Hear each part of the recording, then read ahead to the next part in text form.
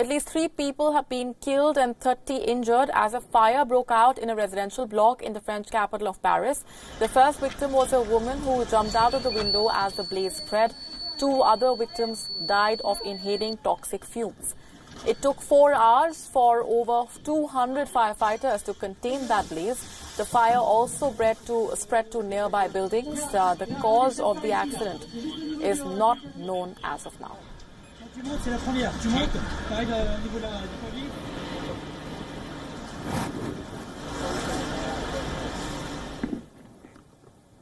India is now the new China when it comes to sovereign wealth funds. Funds have been pouring into the country with rising stakes in everything from renewable energy to airports. Prime Minister Narendra Modi's election last month is now likely to bring in more foreign investment. India has become an attractive spot due to political stability, a growing middle class, and various reforms. Wealth and state pension funds are expanding their horizons to private markets to complement an existing focus on stocks and bonds.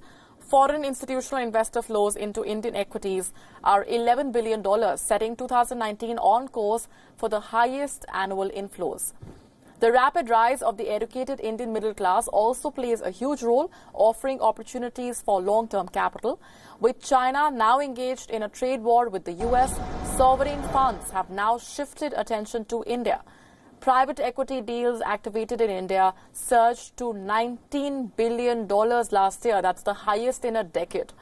Singapore's GIC Sovereign Wealth Fund and the Abu Dhabi Investment Authority have been a part of the recent investments, investing in renewable energy. India is also widening its use of solar and wind energy to help reduce its reliance on fossil fuels, making it a good investment ground for renewable energy. Infrastructure is also a huge part of these investment funds. While the current regulatory reforms are strengthening sentiment and drawing in more wealth funds, a reform push could be necessary for India's growing economy. The protests in Hong Kong seem to be subsiding, at least for now. The protesters surrounding the police headquarters in Hong Kong have started to disperse now after the second wave of protests erupted a few days ago.